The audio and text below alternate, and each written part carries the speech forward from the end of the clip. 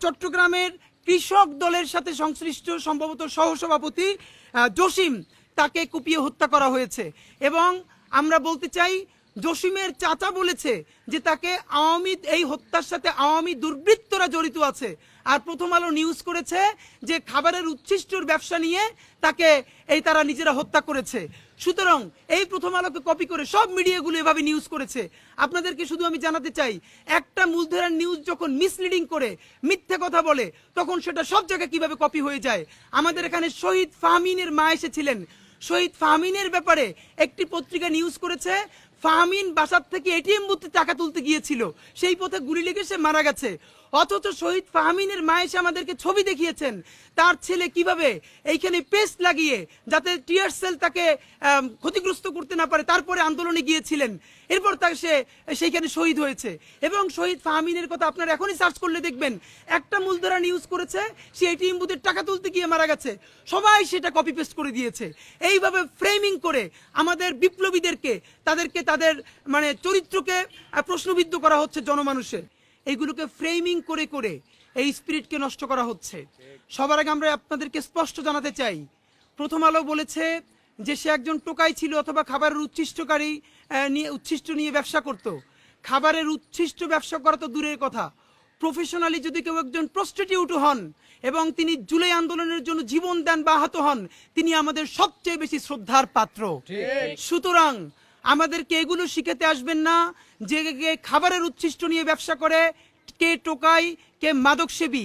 জুলাই বিপ্লবের জন্য যে জীবন দিয়েছে, জুলাই বিপ্লবের জন্য যে আহত হয়েছে, যে রাস্তায় নেমেছে, তার ধর্ম বর্ণ পেশা নির্বিশেষে তারা আমাদের নয়া বাংলাদেশের সব থেকে বড় সংগ্রামী মানুষ। সুতরাং তাদেরকে যেভাবে আঘাত করবে আপনারা এটুকু নিশ্চয়ই বুঝতে পারেন, জঙ্গি লীগ কোনোভাবেই তাদেরকে অনুষ্ঠান করে ঘোষণা দিয়ে তাদেরকে হত্যা করবে না। আমাদের সংগ্রামী হাসনাতকে, সার্জিসকে আপনারা দেখেছেন, তারা চট্টগ্রাম যাওয়ার পথে, বিভিন্ন জায়গায় যাওয়ার পথে কয়েকবার তাদেরকে ট্রাকে ধাক্কা দেওয়া হয়েছে। আমাদের বিভিন্ন আন্দোলনের আজকেও আমাদেরকে অনেকে জানিয়েছে তারা ফিল করছেন যারা আন্দোলনে অনেক সামনের সারিতে ছিলেন তাদেরকে পিছন থেকে কেউ ফলো করছে, তাদের খোঁজ খবর নিচ্ছে, তারা যখন যাচ্ছে আশেপাশে তাদেরকে ট্রেস করছে। এটা আমাদেরকে প্রতিদিন তারা ইনসিকিউর হয়ে যাচ্ছে তাদেরকে জানাচ্ছেন।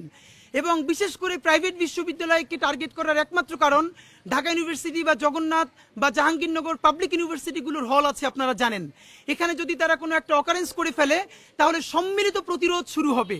যেহেতু প্রাইভেট ইউনিভার্সিটিগুলোর হল নাই, তারা সারা ঢাকায় বিভিন্ন জায়গায় ছড়িয়ে ছিটিয়ে থাকেন। সুতরাং তাদেরকে টার্গেট কিলিং করলে একসাথে কোনো একটা আন্দোলন তৈরি হবে না।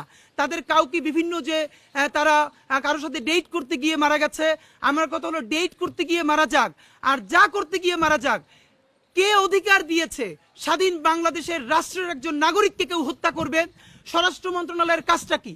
স্বরাষ্ট্র মন্ত্রণালয়ের কাজ হচ্ছে যে যখন সব থেকে অপরাধী নাগরিকও যদি মারা যায় তার ব্যাপারে সে তদন্ত করবে, সেই তদন্ত প্রতিবেদন করবে। তাহলে স্বরাষ্ট্র মন্ত্রণালয় এখনো সেই প্রতিবেদন জানাচ্ছে না কেন যে ছাত্ররা কিভাবে নিহত হচ্ছে, আন্দোলনকারীরা কিভাবে নিহত হচ্ছে?